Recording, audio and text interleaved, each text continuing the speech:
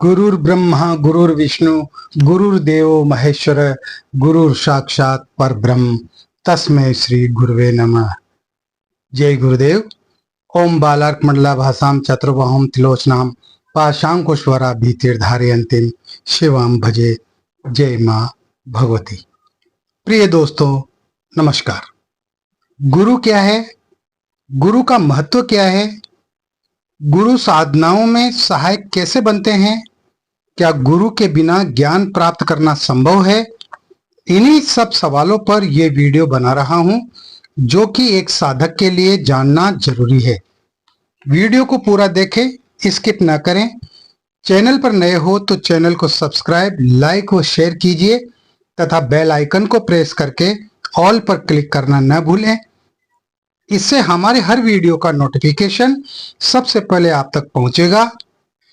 बहुत से साधक गुरु के महत्व को हल्के में लेते हैं और यही कारण है कि वे पिछड़ जाते हैं। गुरु के बताए मार्ग पर चलने की कोशिश नहीं करते। गुरु के साथ एकाकार होना, वो तारतम्यता बिठाना ही नहीं चाहते। जब तक स्वार्थ की भावना है, उसकी पूर्ति करने के लिए गुरुदेव गुरुदेव करते रहते हैं और जब स्वार्थ पूर्ति हो जाती है तो गुरु की तरफ से मुंह मोड़ लेते हैं।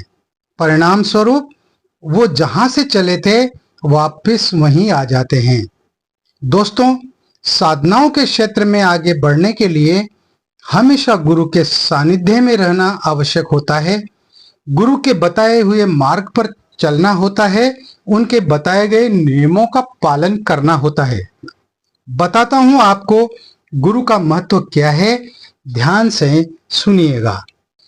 गुरुत्वम सह गति मतिश्चले पूर्णत्व सिद्धिम एव सह श्रियम। अर्थात गुरुदेव मेरी बुद्धि, श्रद्धा, चातुर्य, स्नेह और अपनत्व को पूर्णता की ओर अग्रसर करने वाले ज्योतिर्पुंज हैं। मैं उनकी शरण में हूं और उनके साथ गतिशील हूं, यही मेरा सौभाग्य है। स्वामी विवेकानंद, जो अपने आप में शिष्यता के एक उदाहरण हैं, उन्होंने अपना साधक जीवन किस रूप में व्यतीत किया, कदाचित इसका सभी को ज्ञान होगा। युवावस्था में कदम रखते ही पिता की असामयिक मृत्यु से भारी कर्जा, परिवार का पोषण जैसे कई दायित्व उनके ऊपर आ पड़े। साधना और उच्च आदर्श तो एक और रखे रह गए और पोषण के लिए दर दर की खाक छाननी पड़ी। उनके गुरु श्री रामकृष्ण परमहंस से कुछ भी नहीं छिपाता, किंतु वे मौन ही थे। स्वामी विवेकानंद की दुर्दशा देखकर श्री रामकृष्ण परमहंस के किसी अन्य शिष्य ने उनसे इसकी चर्चा की। उत्तर में वे बोले, सहने दो उसे ये सब, उसे अपने चरित्र का बहुत अभिमान है।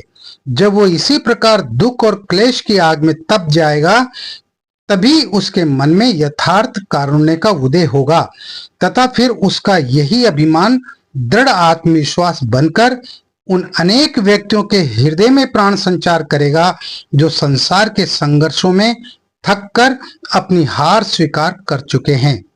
गुरु के वचन मिथ्या नहीं थे और उन्होंने, स्वामी विवेकानंद ने जो कुछ किया उसके लिए किसी वर्णन की आवश्यकता नहीं है। ये तो गुरु ही जानते हैं कि अपने शिष्य को किस आग में डालेंगे और कैसे निखारेंगे। उनके विशाल दृष्टिकोण को हम अपनी बुद्धि से नहीं फरक सकते। हमारा उद्देश्य तात्कालिक रूप से अपनी सुख सुविधाओं की पूर्ति ही होता है, जबकि गुरु का उद्देश्य व्यक्तिगत स्तर से निकालकर सार्वजनिक स्तर तक ले जाने का होता है। इसी बात को ध्यान में रखकर साधना काल के मध्य आने वाली कठिनाइयों की सही विवेचना की जा सकती है। गुरुदेव द्वारा दी गई विरोधी स्थितियां केवल अपने पापों का परिणाम नहीं, वरन उसकी शिक्षाओं का ही एक अंग मान लेना चाहिए, क्योंकि वह इसी प्रकार से जीवन के अनेक रंग दिखा देता है। केवल इसी भाव से विरोधी परिस्थितियों को स्वीकार करने के बाद मन में स्निग्धता रह सकती है, अन्यथा तर्क बुद्धि से सोचने पर तो विषमताओं की अग्नि जलाकर कोयला बना देती है। शिष्यत्व विषनाशिन्ने पूर्णताये नमोस्तुते त्रिविध ताप संहंत्रे ज्ञान दात्रे नमो नमः। गुरु के बारे में लिखना एवं गुरु की महिमा को समझना यह कोई किताबी ज्ञान की बात नहीं है। यह तो अपने हृदय में धारण करके मन की आंखों से देखने तथा अंतरात्मा से महसूस करने की बात है कि कोई तो ऐसा है जो कि हमारे अंदर के विष को, जहर को, विकार को, अस्थिरता को, ईर्ष्या एवं अहम को निष्क्रिय करके हमारे अंतःकरण में करुणा, श्रद्धा, भक्ति, प्रेम एवं सदाचार तथा वासना रहित जीवन की ज्योति प्रज्वलित करता है। गुरु शब्द अपने आप में एक ऐसा असीम सागर है जिसकी तुलना इस धरा पर स्थित सागर से भी नहीं की जा सकती है, क्योंकि इस धरा पर स्थित सागर की गहराई में हम जितना उतरते जाएंगे खारापन बढ़ता जाएगा, लेकिन गुरु स्वरूप सागर में हम जितनी गहराई में जाएंगे चतुर्दिश आदि से अंत तक करुणा, ज्ञान, सदुपदेश व ब्रह्म से साक्षात्कार होने की मधुरता की सुगंध से सुवासित पाते हैं। ऐसे गुरु रूपी सागर की गहराई में एक अतुलित आनंद की प्राप्ति होती है, जो उस व्यक्ति के चेहरे के तेज से पता चलता है कि इसमें कितनी गहराई है। यदि गुरु रूपी सागर में प्यास बुझाना है तो साफ एवं स्वच्छ मन रूपी गागर को गुरु रूपी सागर में बिना किसी सहारे के गोते खाने को छोड़ दो। गुरु के प्यार के थपेड़े खाकर वह एक दिन किनारे पहुंचेगा, जरूर पहुंचेगा, और फिर उसमें निर्मलता होगी, शीतलता होगी, जो कि समाज को निर्मलता दे सकेगा। गुरु तो हमारे जीवन के आधार हैं, स्तंभ हैं, इस पंच तत्व से रचित मकान रूपी शरीर की नींव है। जब नींव मजबूत हो तो भला मकान को क्षति कैसे पहुंच सकती है, मकान को नुकसान कैसे हो सकता है। अगर जीवन में उच्च कोटि के गुरु मिल जाएं तो भला हमें फिर किस प्रकार की कमी हो सकती है। यदि कमी होगी तो भी हमारी अपनी, कि अपने आधार, अपने मार्गदर्शक के बताए हुए रास्ते को हम भूल गए, और यदि हम उस रास्ते से हट गए तो फिर अपनी मंजिल पर पहुंच ही नहीं सकते। आज पूज्य गुरुदेव हमें तरह तरह की दीक्षा एवं शक्तिपात के द्वारा बार बार सही दिशा निर्देश देते हैं। ऐसा इसलिए करते हैं कि हमारे पास अपनी बुद्धि, विवेक, ताकत नहीं है कि हम अपना मार्ग खुद चुन सके या पूरी क्षमता से आगे बढ़ सके। हमारी हालत तो उस गाड़ी की तरह है जो सुनसान रास्ते पर बियावान जंगल में ऊर्जा समाप्त हो जाने के कारण खड़ी है। अब जब किसी दूसरे माध्यम से उस तक ऊर्जा पहुंचेगी तो वह फिर चल पड़ेगी। इसी प्रकार हम साधक एवं शिष्य हैं, जिसे गुरु अपनी तपस्या के द्वारा, अपनी साधना एवं शक्ति के द्वारा दीक्षा देते हैं, शक्तिपात करते हैं, ताकि उनके शिष्य के जीवन की गाड़ी कहीं बियावान जंगल या सुनसान डगर पर रुके नहीं, बल्कि वो अपने जीवन पथ पर अपने गृहस्थ रूपी गाड़ी के साथ साधना के मार्ग पर तेजी से बढ़ता हुआ उस पर ब्रह्म के पास पहुंच सके, जिसे सच्चित आनंद कहा गया है। आज पूज्य गुरुदेव अपनी बाहें फैलाए हम अपने हृदय में समेटने के लिए खड़े हैं। देर है तो हम सबकी ओर से। हम कब जागेंगे, कब हमें इस बात का ज्ञान होगा कि हम दौड़कर अपने गुरु में समा जाएं। कबीर ने एक जगह कहा है, गुरु गोविंद दो खड़े काके लागू पाए, बलिहारी गुरु आपने गोविंद दियो बताए। कबीर की समस्या यह थी कि उनके सामने गुरु एवं भगवान दोनों खड़े हैं, परंतु उनको सोचने में ज्यादा समय नहीं लगा कि गुरु ने ही भगवान से मिलाया है। गुरु ही वो माध्यम है जो भगवान तक पहुंचाता है, जो ब्रह्म से हमारा साक्षात्कार करवाता है। इसलिए गुरु का महत्व पुराणों में, वेदों में, शास्त्रों में बहुत अधिक बताया गया है। केवल मात्र गुरु ही है जो हमें सही रास्ता दिखा सकते हैं, हमें हमारे भटकते हुए जीवन से उबार कर और नई दिशा प्रदान कर सकते हैं, हमारे जीवन को जाज्वल्यमान एवं प्रगतिशील बना सकते हैं, हमारे मन के अंधकार को दूर कर सकते हैं, तमस से दूर निकालकर हमारे ज्ञान को प्रकाशमान कर सकते हैं। यह कार्य केवल गुरु के द्वारा ही संभव है। बाकी कोई भी ताकत, कोई भी शक्ति यह कार्य नहीं कर सकती। इसलिए गुरु का महत्व सबसे ज्यादा होता है। और हमारे सामने तो बाहें फैलाए स्वयं नारायण खड़े हैं, जो कि खुद को गुरु रूप में दिखाते हैं, और हम उनकी माया के वशीभूत होकर ये भूल जाते हैं। जो हमारे सामने साधारण मानव बनकर खड़े हैं, वही तो हम सभी के जीवन के आधार पूज्य गुरुदेव निखिलेश्वरानंद के रूप में विद्यमान स्वयं नारायण ही है। स्वयं नारायण दत्त श्री माली जी ही हैं, जिनके प्रकाशमान व्यक्तित्व वो ज्ञान से तमाम सारे साधक साधनाओं के क्षेत्र में आगे बढ़ रहे हैं। हालांकि पूज्य गुरुदेव हमारे बीच में नहीं है, सिद्धाश्रम को प्रस्थान कर चुके हैं, लेकिन उनकी आंखें प्रत्येक साधक को वहां से देख रही है और दिशा निर्देशित कर रही है। वो अपने भक्तों को, अपने शिष्यों को अपने से दूर होने ही नहीं देते, अपनी नजरों से वो दूर होते ही नहीं देते। उनको जब भी याद किया जाता है तो हर शिष्य, हर साधक उन्हें अपने नजदीक पाता है, अपने सामने पाता है, और उनके मार्गदर्शन में तमाम सारी साधनाओं को करते हुए, उनको संपन्न करते हुए आगे बढ़ रहे हैं। इस प्रकार ये संसार एक अंधा कुआं है, जिसके अंदर जीव फंसा हुआ है। उसे निकलने का कोई मार्ग दिखाई नहीं दे रहा है। दिखाई इसलिए नहीं दे रहा है क्योंकि वह देखना ही नहीं चाहता। उनके कर्म कुछ ऐसे हैं जो उसे घुमा फिराकर उसी अंधे कुएं में, जिसमें छल है, फरेब है, वासना है, अहंकार है।